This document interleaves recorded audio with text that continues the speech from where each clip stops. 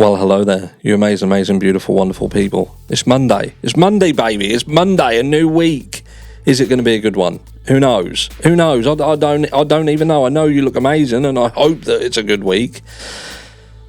But let's get into the meat and potatoes, as we've got some stuff to talk about off the back end, the aftermath, if you like, of the recent massive document drop surrounding the Idaho 4 case. And what we've seen is multiple reports, multiple creators, multiple media outlets who are kind of working their way through and bringing their version of the documents out and putting their spin on it of how you should look at it, how you, the community, should look at it. And what we see is it's virulent in the comments of just how people feel in certain venues, should we say, like the News Nation bunch and those who hang on to every word that they say. The comments that you see around Bryan Kohberger are pretty much around, he's guilty. He's guilty, and if he gets off it, I can't believe it. But what we see is this is a confirmation bias situation, isn't it? And maybe that's what got us here in the first place. Maybe someone pointed the finger, like the FBI, for instance, and said, that's your man, and the rest is history, and we find ourselves here today. But what I want to do is I want to try and put everybody back in the middle to try and kind of understand that it's not simply black and white. This isn't about us deciding whether Bryan Kohberger is innocent or guilty. It's about us looking at the information that's out and deciding how we as a community, we as human beings react to what we've seen and what we're willing to do and not do, accept and not accept, and what we're willing to then go on to say. And we know that some people are willing to say that what they've seen so far is enough to say that this guy needs to be executed for a crime that he definitely committed, while simultaneously ignoring evidence, if you like, that there is just something amiss here, something amiss. And look, this is a legal battle at the end of the day. This is prosecution versus defense. Prosecution, the burden lies upon them to prove that Bryan Kohberger did this crime beyond a reasonable doubt. And it's not just about proving that Bryan Kohberger was in the area, he was in the house even. It's about proving that he did the crime, that he is the person who did this heinous act. So there's a lot more to it. There's a lot more things that need to be taken into consideration. But one thing that is very clear is that both the prosecution and the defense are not against playing a game. You know, we've seen it on both sides. It would be unfair to say that Ann Taylor's not playing any games, but I feel that a lot of what Ann Taylor does is off the back end of things that the prosecution does, like withholding discovery, for instance. We are still asking for discovery, and we're literally staring down the barrel of a trial that starts in August. And at this stage, you would feel that absolutely every piece of discovery would have been handed over, and certainly should have been handed over by now. What is the evidence that you have that proves that my client is guilty of this crime, so we can prepare to come into the courtroom and battle it, and to give him a fair crack of the whip, which he, as an American citizen, is entitled to. He is entitled to a fair trial, not a trial by ambush, not a trial by media, not where people walk into that courtroom already convinced that he did the crime. But there are lies. There are lies around this crime, and things that we have to kind of step back and think, okay, why are these people lying? And I did touch on this in the live last night, but I appreciate not everybody likes the longer live. Some people like bite-sized chunks. Here's a bite-sized chunk for you. And I want you to let me know down below how to make sense of what is happening here. And for that, we have to first of all look at this document here. So we're going to come over to here, and we're going to look at this doc. So this here, let me just reset that doc so it brings it here. So this is a state's motion in limine referencing the AT&T timing advance records. So first of all, let's just say what is a time and advance records for those of you who are not fully, and I'll try and put it in the most simple way possible. So when a person enters an area and they've got a cell phone on them, that cell phone, if it's in signal, can obviously bounce off a tower. And you can kind of get an idea of where that phone is. So what the prosecution did, they said, right, so we've captured this phone pinging off certain towers, and we believe that he took this route from where he lives to where the crime took place, and then he went back. So that's it. And they use cell phone data to analyze where the phone pings and ascertain where the car was in comparison to that, right? But what you can do is you can go further into the weeds and get time advance reports, which what the time advance reports, they add an element of distance into the equation, so they can look at how long it takes. So not only is there a signal there, when we're getting a signal, it can tell how long it takes the signal to travel from the tower to the phone and back. And by doing that, they can further kind of narrow down where the car was in comparison to the tower that it's covered by, and therefore give a more accurate representation of where the vehicle is. So you would think if there is, and what they're trying to do here, just stick a pin in it for a second.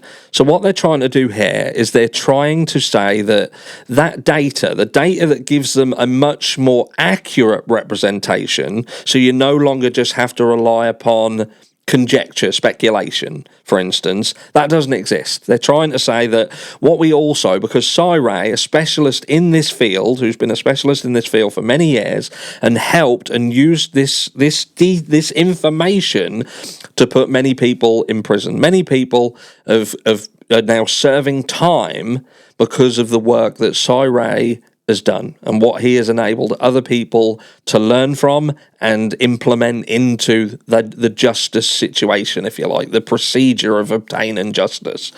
But it seems to me that what people are happy, they're happy if it's putting people away, but they're not happy if that same technology could be used to prove that somebody who the vast majority of people around this crime think that this guy is guilty of it, if this could potentially help prove that he's not, they're now no longer happy with that kind of technology. They want to say that it's junk science and so on. But it's not about junk science. It's the science of, we have data that we can make better to better give you an indication of what is actually going on.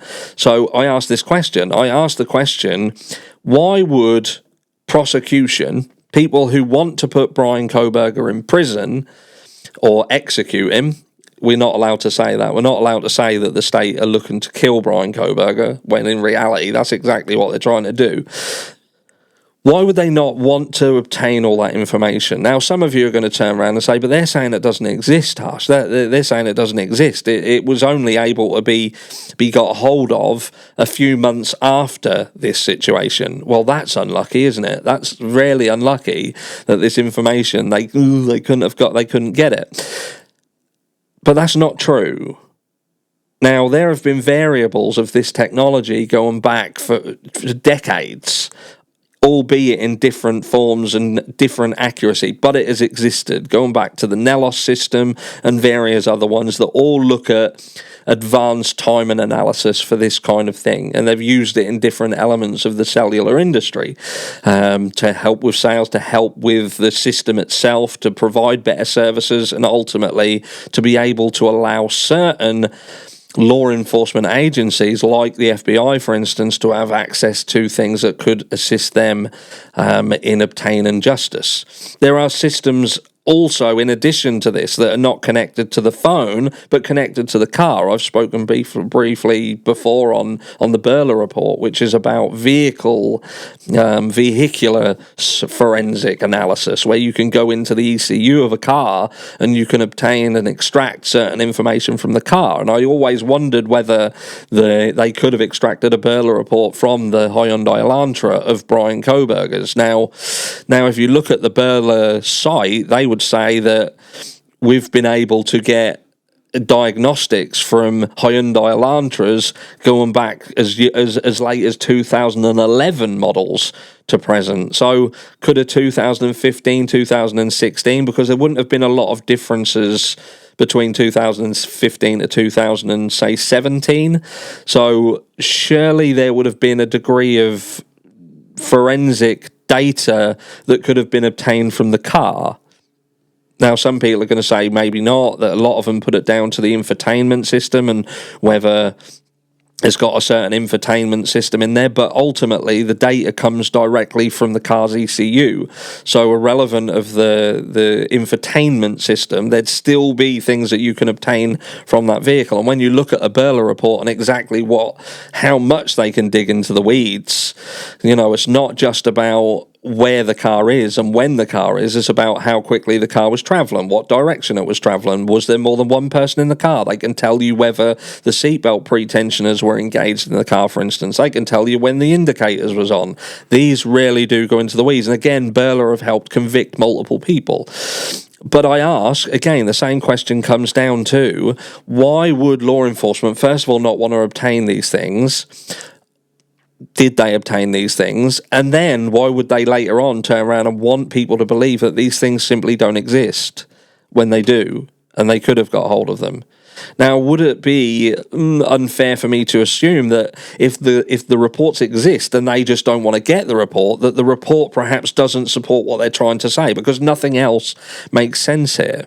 Nothing else makes sense that they have potentially at their fingertips got digital analysis that is able to provide them with evidence to support what they claim, and yet they don't seem to want to allow us to believe that it exists, and they will go as far as to make outlandish claims that it simply doesn't exist, and they do not want it mentioned in the courtroom.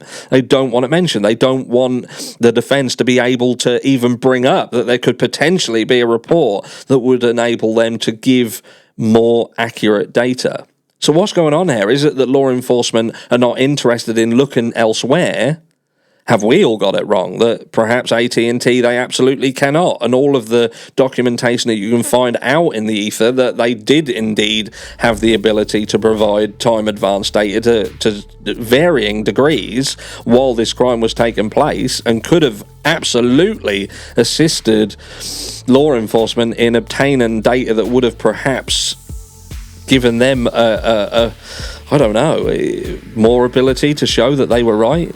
Something don't sit right here, and you have to ask the question, are they lying? And if they're lying, why are they lying? Make it make sense. Let me know down below what you think. I'll catch you all in the next one.